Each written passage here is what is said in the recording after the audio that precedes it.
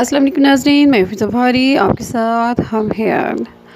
नाज़रीन, कुरान पाक में अल्लाह ताला ने फ़रमाया सूरह रहमान में बिस्मिल्लाहिर्रहमानिर्रहीम वन्नख़्लु ज़ातुल अकमाम, और खजूर के दरख्त ख़ास गुलाफ़ों वाले।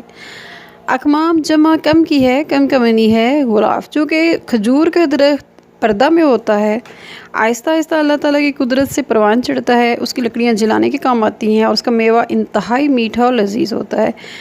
खजूर एक तरह की रोटी भी है, सालन भी है, दवा भी है, फल भी है। ये बलगमी अमराज के लिए बेहद मुफीद है और आज हम खजूर के बारे में बात करेंगे। शरीयत मुक़द्दसा में हमें हुक्म दिया गया है कि सोने से पहले 7 दाने रतब खजूर के ज़रूर खाएं। इससे पेट के कीड़ों का ख़ात्मा होता है और बलगम से शफा मिलती है। खजूर के बहुत से तिब्बी फ़वाइद हैं। कहते हैं कि खजूर एक इंतहाई मुकम्मल खाना है। खजूर एक मशहूर मेवा है जो सारी दुनिया में पाया जाता है, ख़ुसूसन अमेरिका में, एशियाई ममालिक और मशरिक़ वस्ता में कसरत से पाया जाता है। शुमाली अफ्रीका खजूर का घर है, जबकि अमेरिका में कैलिफ़ोर्निया की खजूरें बड़ी लजीज और मकबूल हैं। अरब ममालिक में इराक़ की खजूरें अपने जायके और मुख्तलिफ़ किस्मों की वजह से बेहतरीन मानी जाती हैं। हिंदुस्तान और पाकिस्तान में इसके दरख्त आम पाए जाते हैं। पाकिस्तान में खजूर मुल्तान, डेरा गाजी खान, लिया, डेरा इस्माइल खान और खैरपुर के इलाकों में बकसरत मिलती है। खजूर का दरख्त दुनिया के अक्सर मज़ाहिब में मुक़द्दस माना जाता है। मुसलमानों में इस दरख्त की अहमियत की इंतहा ये है कि हमारे प्यारे नबी मोहम्मद सल्लल्लाहु अलैहि वसल्लम ने इस दरख्त को मुसलमान दरख्त करार दिया है, क्योंकि ये दरख्त साबिर, शाकिर और अल्लाह ताला की तरफ से बरकत वाला दरख्त है। खजूर हमारे नबी करीम सल्लल्लाहु अलैहि वसल्लम की मरगूब और पसंदीदा यानी फ़ेवरेट ग़िज़ा रही है। आप सल्लल्लाहु अलैहि वसल्लम ने तमाम ज़िंदगी इसको अपने दस्तरखान की ज़ीनत बनाया है। आप सल्लल्लाहु अलैहि वसल्लम इस मेवे को बहुत शौक़ और रग़बत से इस्तेमाल फरमाते थे, लिहाजा उसकी शिफा बख्शी में कोई शक बाकी नहीं रह जाता। आप सल्लल्लाहु अलैहि वसल्लम ने खजूर के बारे में चंद अहम इरशादात फरमाए हैं। आप सल्लल्लाहु अलैहि वसल्लम फरमाते हैं, ये मेवा जिस्मानी क़ुव्वत हासिल करने के लिए अल्लाह ताला की तरफ से कुदरत का एक अनमोल गिफ्ट है। एक और जगह आप सल्लल्लाहु अलैहि वसल्लम ने फरमाया, जिस घर में खजूर का दरख्त और खजूर होगी, इस घर वाले कभी भूखे नहीं रहेंगे। रोज़ा इफ्तार करते वक्त खजूर इस्तेमाल करना सुन्नत नबी सल्लल्लाहु अलैहि वसल्लम है। ये मौसम गर्मा में पैदा होने वाला सहराई इलाके का फल है। खजूर का दरख्त बुनियादी तौर पर गर्म इलाकों में पैदा होता है, लेकिन ये इन इलाकों में भी कसरत में पाया जाता है जहाँ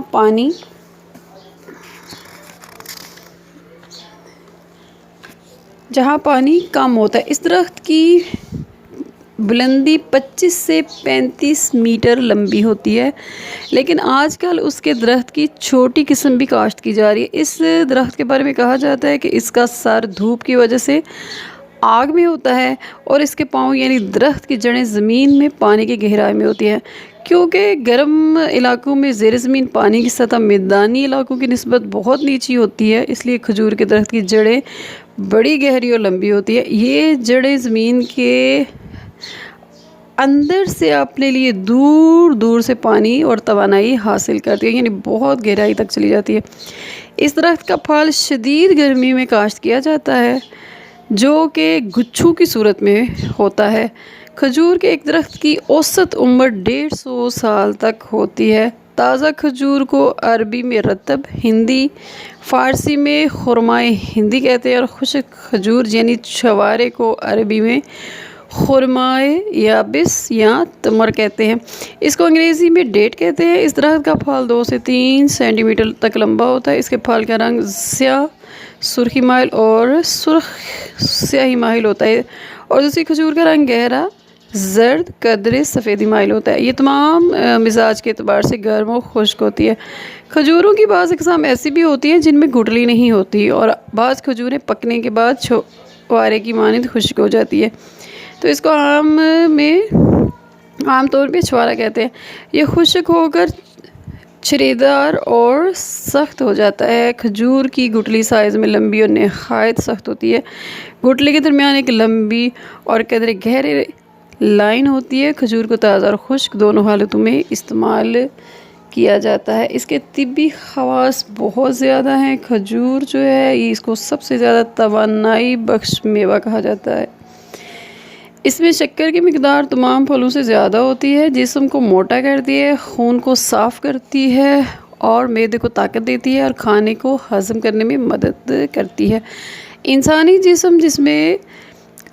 जिस्म को जिस कदर हयातीन और दीगर अज्जा की ज़रूरत होती है वो तमाम खजूर में पाई जाती हैं। ये बुखार, तपेदिक और चिचक के अमराज में सेहतयाब होने वाले अशख़ास को कमज़ोरी दूर करती है, क्योंकि खजूर में फ़ौरी तौर पर तवानाई मुहैया करने वाले अनासर मौजूद हैं। खजूर मसाना की पत्थरी को तोड़ने में अपना सानी नहीं रखती और फेफड़ों को तवानाई बख्शने में इसका कोई जवाब नहीं। ये बलगम के अखराज में मदद देती है, क़ुव्वत बा में इजाफ़ा करती है। उसकी जड़, फल और गुठली और गूंद तिब्बी मकासद के लिए इस्तेमाल किए जाते हैं। इसके दरख्त की जड़ों को जलाकर सफ़ूफ़ बना लें और सफ़ूफ़ लगाने से हर किस्म का जरियान खून बंद हो जाता है और ज़ख्मों को साफ़ कर देता है। इसके अलावा खजूर के दरख्त से एक किस्म की गूंद हासिल होती है जो बैरूनी चोटों के लिए मुफीद साबित होती है। ये गूंद इस्तेमाल करने से आंतों, गुर्दों और पेशाब की नालियों की सोजिश ख़त्म हो जाती है। इस गूंद को लगाने से मनी की बदबूदार दूर हो जाती है। खजूर के दरख्त की शाखों में जिस जगह फूल लगते हैं वहाँ कोंपलों से पहले ही गाढ़ा लेसदार खुशबूदार रस जमा हो जाता है, जिसे रसे खुरमा कहते हैं और इसका जायका दूध और बादाम जैसे होता है।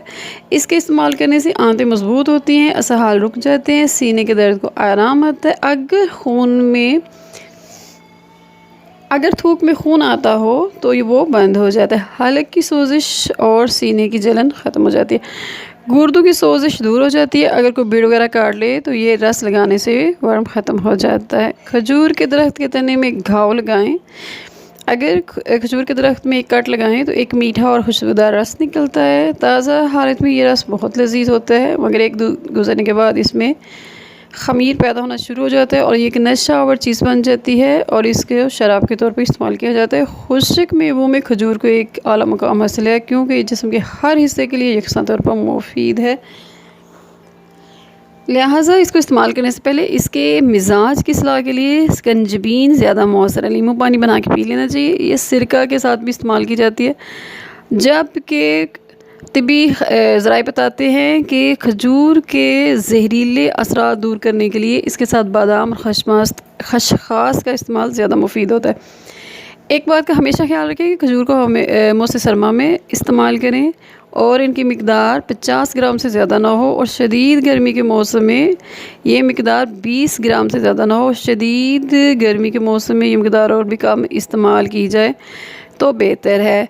आँखें ख़राब होने की सूरत में, यानी अशुभ चश्म के अगर हो तो फिर खजूर के इस्तेमाल से मुकम्मल तौर पर परहेज़ करें। ये नुकसान पहुँचाती है। खजूर को अंगूर, किशमिश और मुनक्का यानी अंगूर की किसी भी किस्म के साथ हरगिज़ इस्तेमाल न करें, वरना बहुत ज़्यादा नुकसान होगा। आज के लिए इतना ही, फिर मिलेंगे। अस्सलामु अलैकुम व रहमतुल्लाहि व बरकातुहू।